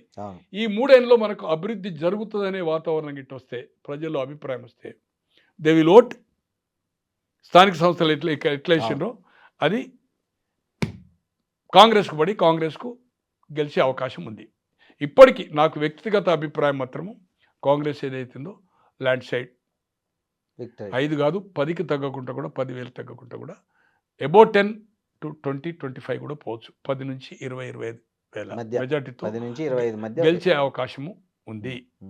ఏ పరిస్థితిలో పోలింగ్ ట్రెండ్ని బట్టి మీకు అర్థమైంది. పోలింగ్ కాదు అంటే ఇప్పుడున్న ఫీల్డ్ మీద పోలింగ్ ట్రెండ్ కాదు. ఇప్పుడున్న తిరిగే ఎవరైతే సర్వేలు చేసిండ్రో ఆ సర్వే వాళ్ళే 2-3 రోజుల నుంచి, ఇప్పుడు ఎగ్జాంపుల్ కృష్ణ గారే ఉన్నారు, 5% అని అన్నిటికీ చెప్పాడు కదా ఆయన. 5-6 ఛానళ్ళకి చెప్పాడు కదా. TV9 మీకు అంతకుముందు నేను పేరు చెప్పలేదు, తర్వాత కమ్అట్ అయ్యాడు ఆయన ప్రింట్ అంతా అయిన తర్వాత. ఈ రోజు రాత్రి గ్రాఫిక్ అవుతుందని, ఈ రోజు 3 రోజుల నుంచి అతనే చెప్తున్నాడు ఇంప్రూవ్ అయిపోయిందని. ఇప్పుడు ఆయన ఫీల్డ్ మీద, ఆయన పిల్లలను ఆయన ఫీల్డ్ మీద ఉన్నాడు, ఆయన చెప్తున్నాడు 1-2% తోటి ఏదైతుందో బయటపడుతుందని. పోలింగ్ కూడా 60% పైన ఎక్కువ అవుతుంది. వేరే సీనియర్ జర్నలిస్ట్ TV9 ఢిల్లీ కూడా పనిచేశారు. అట్లే ఇంకొక గౌడ్ అని వాళ్ళ బృందం చేసింది. అట్లే ఇంకొక చాలా అంటే చాలా సీనియర్ ప్రింట్లో ఎలక్ట్రానిక్ నెంబర్ ఆఫ్ చేసింది, పేర్లు అవసరం లేదు అనుకోండి. వాళ్ళ పిల్లలు ఏదైతుందో ఆయన పలు ఛానల్లో చేసి ఆల్మోస్ట్ ఆల్ ఇదే టాప్ లెవెల్లో ఉండే వాళ్ళ పిల్లలు తిరిగి మాట్లాడుతూ ఉంటే ఏదైతుందో టువర్డ్స్ కాంగ్రెస్ ఏదైతుందో ఉందని ఆయన చెప్తున్నాడు. నిన్న వరకు ఏం చెప్పిండు, లేదు బీఆర్ఎస్ గెలుస్తుందని చెప్పిండు నిన్న. బట్ ఈ రోజు ఏదైతుందో నేను పిల్లలు తెలుసుకున్న వరకు జస్ట్ నేను 11:12కి ఫోన్ చేశాను, 11:45కి ఇటు వస్తూ నేను క్యాబ్లో వస్తూ ఫోన్ చేశాను. బట్ ఇట్స్ టువర్డ్స్ కాంగ్రెస్ బయటపడుతుంది. కానీ బీఆర్ఎస్ నాయకులు కొంతమంది నేను మాట్లాడాను, పనిచేసిన వాళ్ళు స్టిల్ సైలెంట్ ఓట్ ఉంది. కొందరు అభిప్రాయాన్ని చెప్పడం లేదు. ఎవరైతే కాంగ్రెస్కి వేసిండ్రో గట్టిగా చెప్పేటోళ్ళు వేసినామని ఈ మీ ఎలక్ట్రానిక్ మీడియా ఎవరైతే పోతున్నారో చెప్తున్నారు. బట్ ఎవరైతే చెప్పడం లేదో, అభిప్రాయం చెప్పడం లేదో, వాళ్ళు భయపడి ఆ ఓటు బీఆర్ఎస్కే పడుతుంది. అందుకోసం వాళ్ళు చెప్పేది ఉంటే లోకల్గా కాంగ్రెస్ గెలిస్తే మాకు ఇబ్బంది అవుతుంది, గెలవకుండా ఇబ్బంది అవుతుంది అనే వాతావరణంలో ఇప్పుడు ఉన్నారు. అంటే కొంత బెదిరింపులు జరిగినాయి అనేది ఆ న్యూస్ కూడా నాకు చెప్పడం జరిగింది. బట్ ఏది ఏమైనా స్టిల్ గతంలో 4th ఏది చెప్పిందో నాకు కాంగ్రెస్ గెలుస్తుందనే నా వ్యక్తిగత అభిప్రాయం. మీరు ఆ రోజు కూడా చెప్పారు ఏమంటే 5% ఎడ్జ్ చూపిస్తున్నా పోల్ మేనేజ్మెంట్ కాంగ్రెస్ పై చేయి సాధిస్తుందని మీరు పోల్ మేనేజ్మెంట్ బట్టి చెప్పొచ్చు. మనం పోల్ మేనేజ్మెంట్ పర్ఫెక్ట్ చేసిండ్రు కదా, నెగ్లెక్ట్ చేయలే కదా. అవును, చెప్పారు ఆ అన్ని రోజు. సర్వశక్తులు ముఖ్యమంత్రి గారు 2 రోజులు పోస్ట్ పోన్ చేసుకోవచ్చు లాస్ట్ అవును. మన సైకిల్ మోటార్ ఉంది ఒక మీటింగ్, అవును. బట్ 2 days ఒకటి సినిమా వాళ్ళది 3 days తిరిగిండు, ఇంకా 3 days ఉండే బట్ చేసుకోవాలి. ఎందుకంటే అతనికి నేను పోవడం వల్ల ప్రజల్లో ఏదైతుందో అరే భయపడి ఇంకా తిరుగుతుండని ప్రచారం చేస్తే నష్టం జరుగుతుందని మానిటరింగ్ చేశాడు అతను. అవును, ఆ 2 రోజులు కంప్లీట్ ఏదైతుందో పురమాయించాడు అందరిని, మంత్రులు గింతులు ఏం జరుగుతుంది అనేది. కేసీఆర్ గారు ఎందుకు రాలేదంటారు సార్ ప్రచారానికి? అంటే ఇది ఆయన డౌట్ కానీ ఉండే ఆయన కొంచెం ఏదైతుందో యాజ్ ఇట్ ఈజ్గా 55 అంటే ఇప్పుడు 70 క్రాస్ అవుతుండు, నాకంటే ఒక 5.5 years చిన్న. 1955 నాది 49.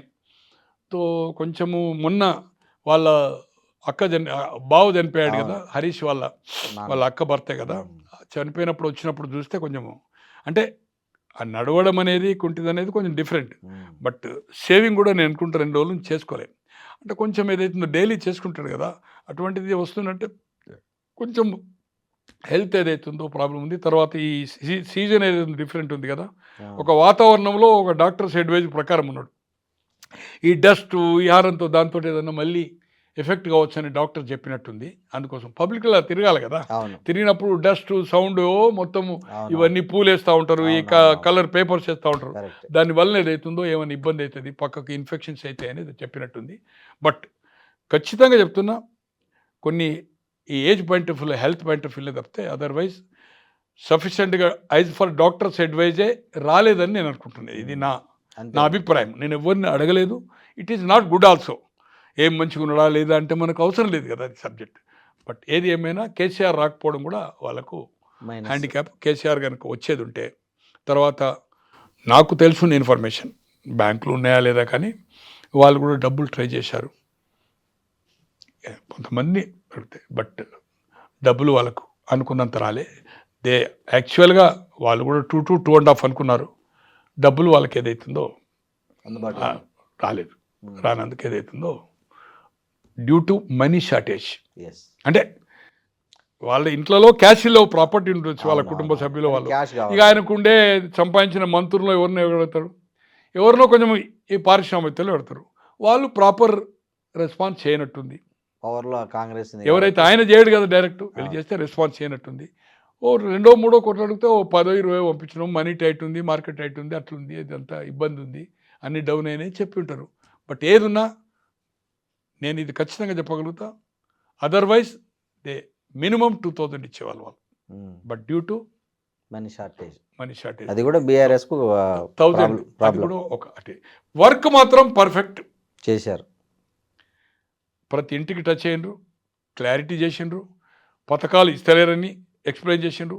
ఏదైతే ఈ అర్బన్ ఓటుకు తడుతుందో రైతు విషయం మాట్లాడకుండా తులం బంగారం కానీ 2500 కానీ స్కూటీ కానీ నిరుద్యోగ వృత్తి కానీ పెన్షన్స్ 2000 పెంచడం కానీ ఈ ఇష్యూస్నే రేజ్ చేసిండ్రు. కడమై పట్టించుకోలేదు, ఏది రైతు కూలీ కానీ మన సపోర్ట్ ప్రైజ్ కానీ తర్వాత కౌలు రైతు కానీ ఇటువంటి మాట్లాడలేదు, ఎందుకంటే ఇక్కడ లేదు కదా ఓటింగ్ ప్యాటర్న్. పర్ఫెక్ట్ క్యాంపెయిన్ చేసిండ్రు, కాంగ్రెస్ కంటే బ్రహ్మాండమైన క్యాంపెయిన్ చేసిండ్రు, దాంట్లో అనుమానం లేదు. క్యాడర్ ఉంది, క్యాంపెయిన్ చేసిండ్రు, కష్టపడ్డారు. బట్ కాంగ్రెస్ ఈ లాస్ట్ 3-4 రోజులే పోల్ మేనేజ్మెంట్, మనీ, చీరలు, మందు, కుక్కర్స్ ఇవన్నీ ఇచ్చేది అవుతుందో, తర్వాత అధికారం. ఈరోజు కూడా పోలింగ్ అవుతుంటే కూడా డబ్బులు పంచుతున్నారు. సేమ్ మునుగోడు ఏ పరిస్థితి అయిందో ఆ పరిస్థితి అయింది. ఎవరు అదే కేటీఆర్ గారు అది వాళ్ళు చేసిందే కదా, నీవు చెప్పిన ఇది నీవు నేర్పిన విద్య నీరజాక్ష అన్నట్టు ఏదైతుందో సేమ్ ఆ మునుగోడు సాగర్ కానీ హుజూర్ నగర్ కానీ ఆ విధంగా చేయలే.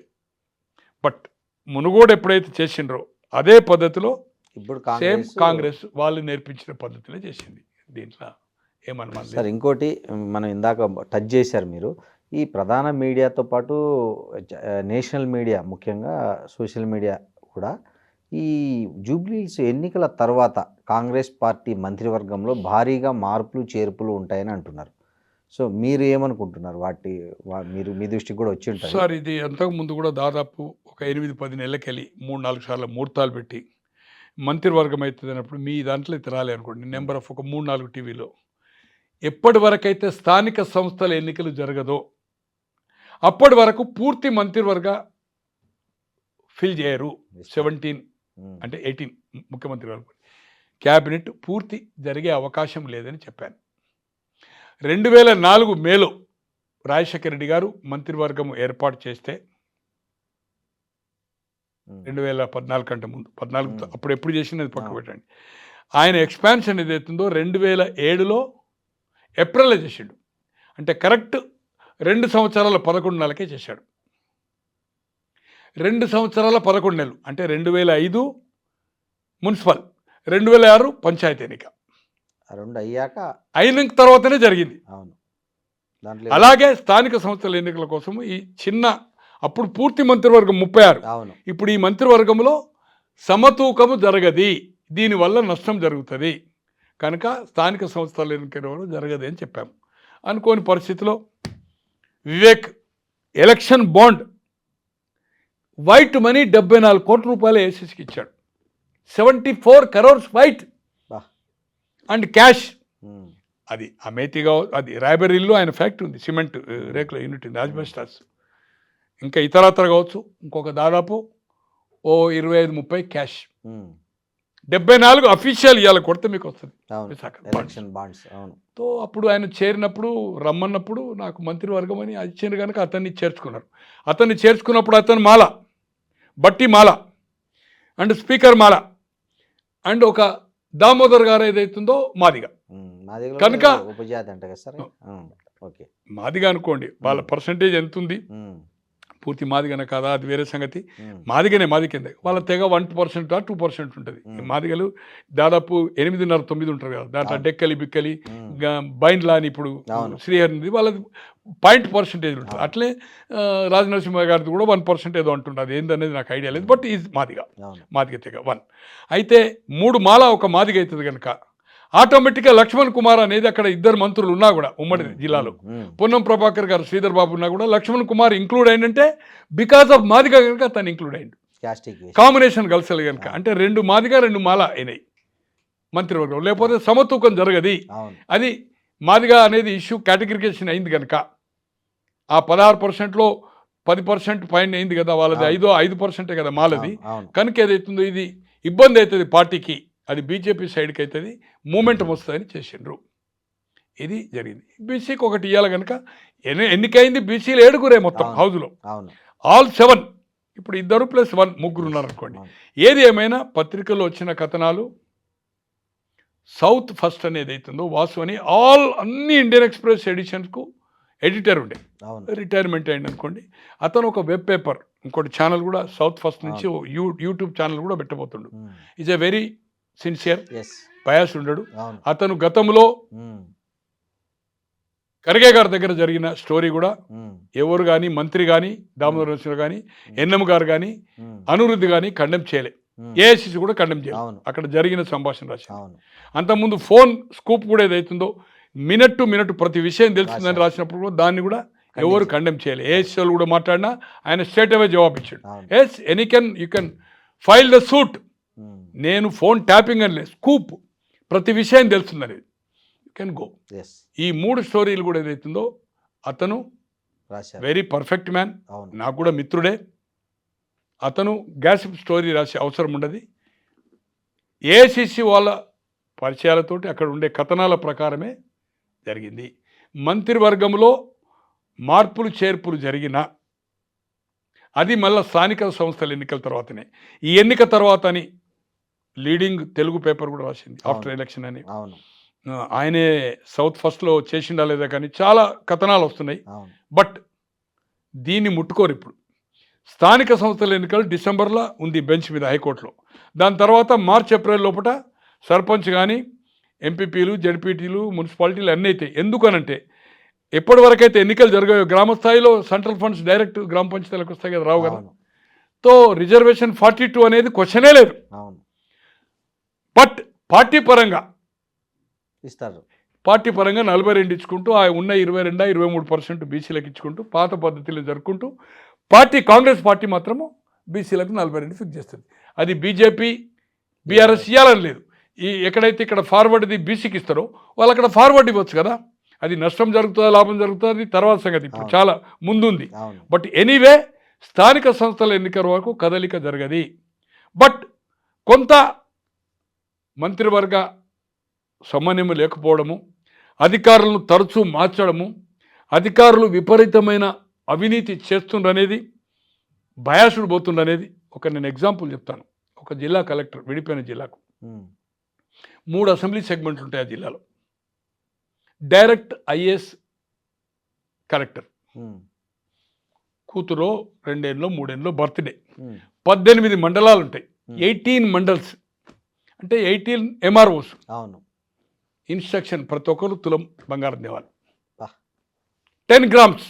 IAS young. అక్కడ ఇంకో పని చేసే ఇంకొక ఐఏఎస్ అధికారి, కలెక్టర్ ఇంకా ఇన్ఛార్జ్ ఉన్నారు కదా, 5,000, 3,000, 10,000. అక్కడ ఒక సూపరింటెండెంట్ రిటైర్ అయిపోతున్నాడు, ఈ పంచాయతీరాజ్ సిఓ ఏదో అంటారట, సేమ్ జిల్లాలో. కోడి, కంట్రీ చికెన్, పుంజులు, నిజమా సార్? కోళ్ళు, చిన్న మేకపిల్ల, ఏది 5 మన గొర్రె, ఏది 6 కిలోలు 7 కిలోలు మటన్ వచ్చేది గొర్రె. ఒక జిల్లాలో ఇది 100కి 100 కాదు. ఏ బీజేపీ వాడు అడిగినా, ఏ కాంగ్రెస్ నాయకుడు అడిగినా, ఏ మాజీ మంత్రులు, ప్రజెంట్ ఉన్న ఎమ్మెల్యేలు ఎవరు అడిగినా వేల మంది చెప్తారు. ఆ ప్లేస్ నేను చెప్పను. ఇట్లా విచ్చలవిడి ఏదైతుందో విచ్చలవిడి కరప్షన్ జరుగుతాం. అద్దు అతుపు లేదు. Misuse of power. ఈ ఉన్న లోటు అంటే ఆర్థిక ఇబ్బందున్నా కూడా హెలికాప్టర్లకు, ఫంక్షన్లకు, చిన్న ఫంక్షన్లకు ఏదైతుందో, గతంలో నేను చెప్పినట్టుగా ఏదైతుందో, ఒక కొబ్బరికాయ కొడితే 2% బిల్లు చేస్తే 10% అనేది. ఈరోజు చెప్తే అంటే మోర్ దెన్ 1,000 crores ప్రాపర్టీ ఉంది. నాకు తెలిసిన వాళ్ళు గత 45-50 ఏళ్ళకి వెళ్ళి నాకు ఏదైతుందో 72, 28, 53 years నుంచి. ఏం దౌర్భాగ్యం. 2% తీసుకోవాల్సిన అవసరం. చాలామంది అంటే నేను నాకెందుకంటే అందరూ మిత్రులే, నాకెవరు శత్రువులు లేరు, మిత్రులు లేరు. అయినా ఇవి మీడియాకి చెప్పడం వల్ల నాకు వచ్చేది ఏముంది? హారిబుల్ కరప్షన్, అదుపు లేకుండా. సార్, రిజిస్ట్రార్ దగ్గర పర్సంటేజ్ తీసుకునే ఎమ్మెల్యేలు ఉన్నారు. రిజిస్ట్రార్ వాళ్ళని టచ్ చేస్తారంటే వాళ్ళు ఏదో పర్సంటేజ్ తీసుకుంటారు. ఓ వెహికల్ ఇన్స్పెక్టర్ వేయిస్తానో, ఓ పోస్టింగ్ వేయిస్తానో, ఓ రెవెన్యూ వేయిస్తానో, పోలీసు చాలా మితిమీరిపోయింది, కంట్రోల్ పోయింది పరిస్థితి. ఎక్కడ పడితే అక్కడ విచ్చలవిడి కరప్షన్తో ఇది సెటరేట్ చేయడానికి ఏదైతుందో హైకమాండ్ దృష్టికి పోతున్నాయి. మంత్రులు ఏం మాట్లాడుతున్నారో మనం చూస్తున్నాం. మంత్రుల కుటుంబ సభ్యులు ఫైల్స్ ఏదైతుందో ఎక్కడికి ఫైల్ పోతుంది, ఆ ఫైల్ చేయలేదని అంటుందంటే కుటుంబ సభ్యులు వాళ్ళకుండే పక్కకుండే వాళ్ళు ఫైళ్ళ గురించి మనం బహిరంగ చర్చ ఈరోజు కోట్లాది మంది మీడియాలో వస్తే చూసిండ్రంటే ఎక్కడికి పోతుంది ఈ పరిస్థితి? ఎక్కడికి పోతుంది? It is unfortunate. ఏది ఏమైనా మార్పు అనేది జరగకపోతే దీనికి మంత్రివర్గం అనేది అవకాశం లేదు. స్థానిక సంస్థలు ఎన్ని వరకు దాదాపు మార్చ్ బడ్జెట్ తర్వాతనే జరుగుతుంది. బట్ చేర్పులు మార్పులు జరిగాయి. కొంతమంది తీసేసి కొత్త వాళ్ళు వచ్చే అవకాశం కూడా ఉంది. పత్రికల కథనాలు కూడా దాంట్లో జరిగే అవకాశాలని పేర్ల గురించి తీసేసి కొత్త వాళ్ళని పెట్టుకునే అవకాశం. ఇవాళ గుజరాత్లో ఎలాగైతే జరిగిందో, గతంలో ఇందిరాగాంధీ హయాం కామరాజ్ గారి కాంబినేషన్లో ఎలాగైతే జరిగిందో పలు రాష్ట్రాల్లో జరిగినాయి. ఎవరైతే సరిగ్గా పనిచేయలేదా, ఎవరైతే మితిమీరిన ప్రవర్తన చేసిందా, తరచూ వివాదాల్లో కూరుకుంటుందా, నెంబర్ ఆఫ్ ఇన్సిడెంట్స్ ఉన్నాయి. ఈరోజు నేను చెప్తున్నా, మీ మన ఐ డ్రీమ్ ద్వారా ఈవెన్ ఎమ్మెల్యే అనేవాడు public servant, taking a salary, మంత్రి అనేవాడు. ఎన్టీ రామారావు గారి హయాంలో రామచంద్రరావు గారిని ఖైరతాబాద్ నుంచి గెలిచి 83లో జనార్దన్ రెడ్డి మీద కార్మిక మంత్రి అయ్యాడు.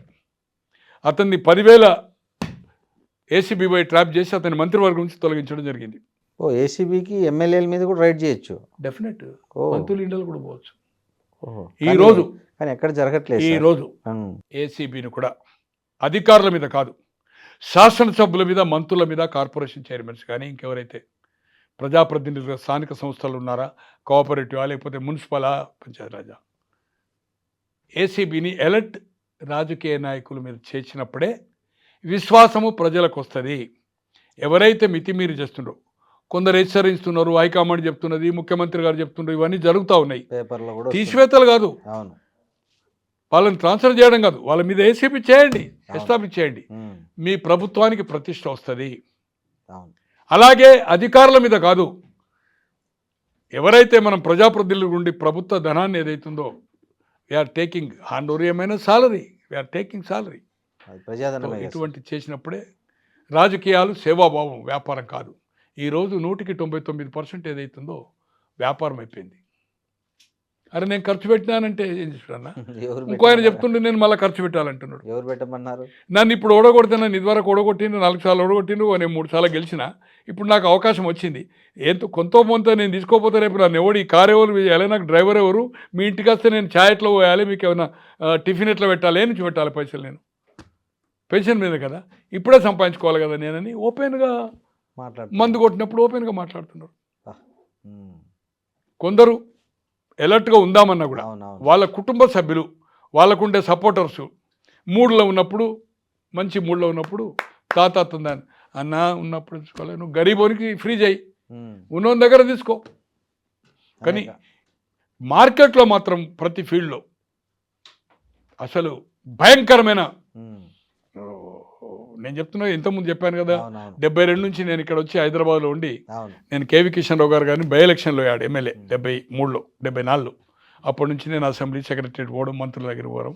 అప్పుడున్న చొక్కారావు గారు ట్రాన్స్పోర్ట్, చొక్కారావు గారి కోబ్రదర్ కేవీ కిషన్ రావు గారు అని లక్ష్మీపేటకి వెళ్ళి జేవి నరసింహారావు డిప్యూటీ సీఎం చనిపోతే ఉప ఎన్నికలో అయ్యాడు.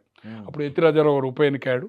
అక్కడ ప్రభావతి అని అక్కడ బసిరెడ్డి గారు రత్న సభాపతి రాజీనామా చేశాడు ఆంధ్ర మూమెంట్లో. విత్ ఇన్ 1 ఇయర్నే సొంత పార్టీ మీద గెలిచాడు, చుక్క గుర్తు మీద. రాజంపేటలో గెలిస్తే ఆయనకు టికెట్ ఇవ్వకుండా బసిరెడ్డి వ్యతిరేకం చేసి వెంగళ గారు చీఫ్ మినిస్టర్ అయినాక ప్రభావతమ్మ అని గెలిచింది. రత్న సభాపతి గారిని ఇక్కడ అగ్రికల్చర్ డెవలప్మెంట్ బ్యాంక్ చైర్మన్ అని ఇక్కడ ఇది ఎల్ఎంబి అంటారు, ఇక్కడ వైఎంసీ దగ్గర ఉంటుంది. నేను దాంట్లో కూడా కొంతకాలం జాబ్ చేశాను, దానికి చైర్మన్ అయ్యారు. సో అప్పటి నుంచి నేను మంత్రులు, ముఖ్యమంత్రులు, యూత్ కాంగ్రెస్, కేంద్రం పోవడం అనేది చూస్తున్నాను. Everything I know. 78 నుంచి ఎమ్మెల్యే క్వార్టర్స్లో ఉండి రాజ్యసభ ఎవరు అమ్ముడు వేయండు, కౌన్సిల్ ఎవడు అమ్ముడు వేయండు, ఎవడు మందు, ఎవడు విందు వినోదాలు చేస్తుండే, ఇవన్నీ A to Z చరిత్ర పుస్తకం ఉంది నా దగ్గర, పుస్తకం ఉంది.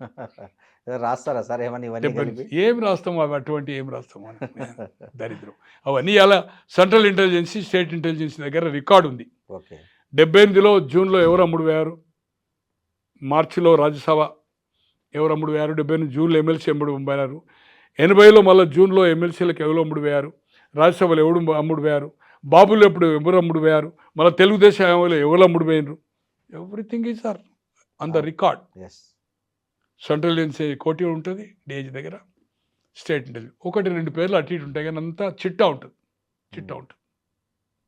ఆ చిట్టా డిస్కస్ చేసిన దాంట్లో ఆ చిట్టాకు దొరకనోళ్ళని కూడా నేను 82లో ఒక పెద్ద నాయకునికి 80లో ఓడిపోతే 82లో బాబురెడ్డి గారికి ఇంటెలిజెన్స్కి అంతు చిక్కని ఒక ఓటు వేయించాను. అతను చనిపోయాడు అనుకోండి, నా మిత్రుడు. ఆ పేరును ఎక్కడ రికగ్నైజ్ చేయలేకపోయాడు. ఎవరైతే అమ్ముడు పోలేదో నా మిత్రుడే డి నర్సయ్య అని, నా క్లాస్మేటు, ఆశీర్వాద్ ఎమ్మెల్యే, ఆయన అమ్ముడు పోయింది అంటాడు. అమర్ సింగ్ ఇవాళ బతుకున్నాడు, బోత్కెళ్ళి ఎలక్ట్ అయ్యాడు, ఆయన అమ్ముడు పోయింది అంటాడు. ఎమ్మెల్యే రెడ్డి గారు చనిపోయాడు, సెంట్రల్ నుంచి డిఐజీ, వాళ్ళ పావుమరిది వచ్చే దినేష్ రెడ్డి గారు డీజీపీ ఉండే కదా, సెంట్రల్ ఇంటెలిజెన్స్ ఉంటే public service commission. Sir Himayat నగర్లో 2 పేర్లు చెప్తాడు. సార్ ఈ పేర్లు ఎవరు అమ్ముడు పోయినట్టాడు, మీ దగ్గర ఏముంది చూపు సార్ అంట. మేము క్లోజ్ ఉంటుంది కదా, 3 గంటలు 4 గంటలు. చాలామంది వాళ్ళ అధికారులు కూడా పేర్లు ఎందుకని అక్కడ కన్స్ట్రక్షన్ అయితే అంటే కోటిలు, ఇప్పుడు సిబిఐ ఆఫీస్ ఉంది కదా, ఈ మన సెక్రటరియట్ ముంగట దాంట్లో టవర్లో ఉంటుండే. 10 గంటలకు పోతే 1 o'clock లంచ్ కూడా ఆయనతో చేస్తుండే, ఆయనకు వచ్చిన లంచే చేస్తుండే. అంటే అంత అన్నీ ఎవరన్నా వస్తే ఇక లేదు, మళ్ళీ తర్వాత మధ్యాహ్నం రమ్మని చెప్తుండే, ఫోన్లు వస్తాయి. అంత ఇన్ఫర్మేషన్ లాగేవాళ్ళు. గోనె ప్రకాశరావు అమ్ముడు వేయండు, నేను అమ్ముడు పోయి అమ్ముడు పోని దాంట్లో నాది ఉన్నది, ఎందుకంటే నేను వెల్మ కదా. డి నర్సయ్య పాపం దళితుడు, ఇంకా అమర్ సింగ్ ట్రైబల్. నేను సార్ 100% వాళ్ళిద్దరు అమ్ముడు పోలేదు. నేను 75,000 ఆఫర్ ఇచ్చిన సార్ అని చెప్పిన రాయపాటి కోసం. 75,000 ఎమ్మెల్యే క్వార్టర్స్లో రత్తయ్య గారు అని ఎమ్మెల్యే ఉండినప్పుడు 78 నుంచి 83 జనతా పార్టీ. కృష్ణకుమార్ అని ఆమె అతని 2వ భార్య, వాళ్ళ క్వార్టర్ ఇక్కడ హాస్పిటల్ పక్కకు డీలక్స్ క్వార్టర్లో హైదర్గూడలో కాదు ఆదర్శ్ నగర్లో రాత్రి 2 గంటలకు తీసుకొచ్చిన. అప్పుడు 30,000 నడుస్తున్నది. హాషం ఓడిపోయి అప్పుడు బాబురెడ్డి గారు 80లో ఓడిపోయి సర్వానంద చౌదరి గెలిచిండు, సెకండ్ టైం బాబురెడ్డి గారు గెలిచిండు. ఇవాళ జయపాల్ రెడ్డి గారు చనిపోయిండు, ప్రభాకర్ రెడ్డి వాళ్ళ కొడుకు బతుకున్నాడు, యాదవ్ రెడ్డి బతుకున్నాడు. నేను కూడా వర్కౌట్ చేశాను, రాయపాటి గారికి చేశాను, బాబురెడ్డి గారికి చేశాను. నాకు ఫ్రెండ్స్ కనుక.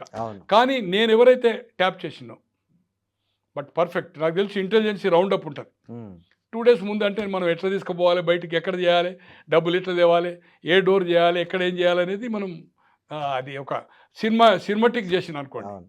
నేను డబ్బులు ఇస్తే వాళ్ళు ఇస్తారని నమ్మరు కదా, క్యాండిడేట్ తీసుకుపోవాలి కదా. We travel bike and auto, then యూనివర్సిటీలో బస్ ఎక్కి 3 బస్ ఎక్కి మళ్ళీ మేము కోరంటి దగ్గర దిగి, కోరంటి దగ్గర ప్రభాకర్ రెడ్డిలు దగ్గర బంధు అక్కడనే పెట్రోల్ బంక్ పక్కకు బాబురెడ్డి, ఇప్పుడు ప్రభాకర్ రెడ్డిలు అక్కడనే ఉంటుంది, వాళ్ళ ఇంట్లో తీసుకొని మళ్ళీ ఆ నుంచి బై వాక్ కింగ్కోటి నుంచి ఎమ్మెల్యే క్వార్టర్స్ వాక్లో వచ్చేసారు. డ్రెస్ స్టైల్ కూడా చేంజ్ చేసినాం, టోప్ పెట్టుకుని వెనక డోర్లకి వెళ్ళి.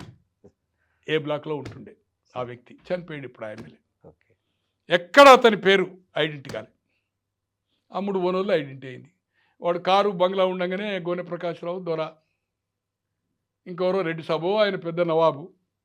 మహబూబ్ నగర్లో కూడా అట్లా మీకు 80లో ఇప్పుడు ఒక అతను బతుకున్నాడు, పేరు చెప్పను.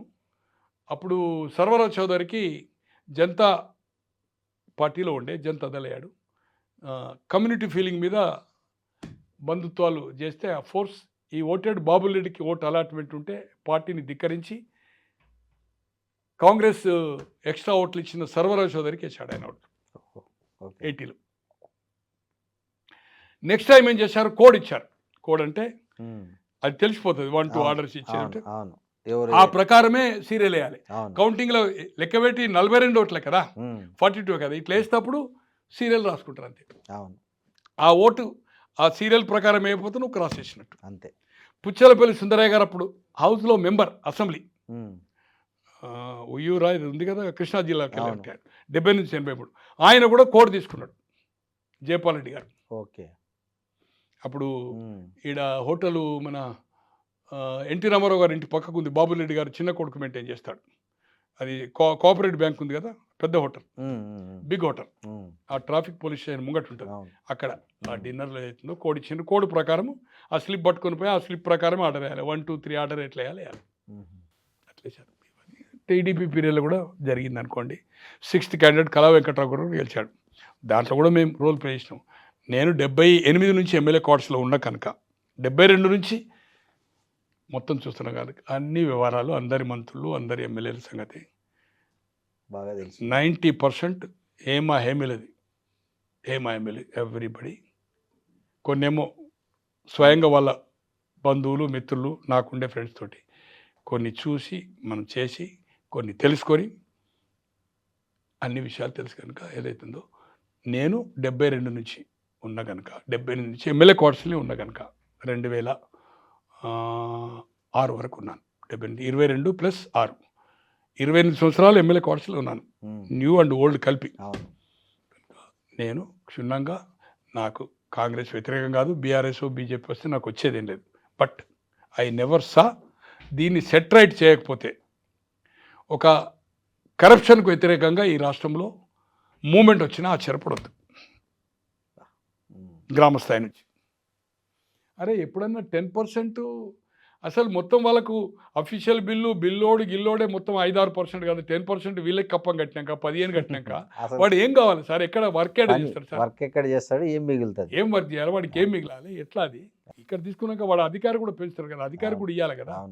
సో దీన్ని సెట్ రైట్ చేసుకోకపోతే ఈ పర్సంటేజ్లు రాబోయే రోజుల్లో ఖచ్చితంగా ఈ ప్రభుత్వానికి వ్యతిరేకంగా అటు బీజేపీ కానీ, బీఆర్ఎస్ కానీ, సోషల్ ఆర్గనైజేషన్ కానీ, కొత్తగా పుట్టుకొచ్చే పార్టీలు కానీ, స్వచ్ఛంద సంస్థలు కానీ ఎక్కడా లేనంత బీహార్లో ఎట్లయితే జరిగిందో జయప్రకాష్ నారాయణ కొంత చేసిండు, అటువంటి మూమెంట్ ఏదైతుందో అవినీతి వ్యతిరేకంగా మూమెంట్ ఈ తెలంగాణ రాష్ట్రంలో రాబోతుంది. దాంట్లో ఏమాత్రం అనుమానం లేదు. ఊహించనంత పబ్లిక్ స్పందన ఉంటుంది ఎక్కడ వచ్చినా కూడా. Okay sir, thank you very much. నిజంగా ప్రస్తుతం ఉన్నటువంటి సమాజం దేనికి ప్రయారిటీ ఇస్తుంది? ఆర్థిక సంబంధాల చుట్టూ మాత్రమే తిరుగుతోంది. మళ్ళీ ఎన్నికలంగానే చాలా విరక్తి కలుగుతున్నాం. మంచి అనిపిస్తుంది కదా, లేడీస్ కూడా ఛాలెంజింగ్ జాబ్స్ చేసినప్పుడు చాలా బాగుంటది. ట్రాఫిక్ అసిస్టెంట్స్ గా నియమించిన ట్రాన్స్జెండర్స్ అందరితో సాల్యూట్ చేయించుకుంటున్నారు. ఫుడ్ డెలివరీ ఇవ్వటానికి వెళ్ళినటువంటి డెలివరీ బాయ్ అనిల్ పై కళ్ళ ముందు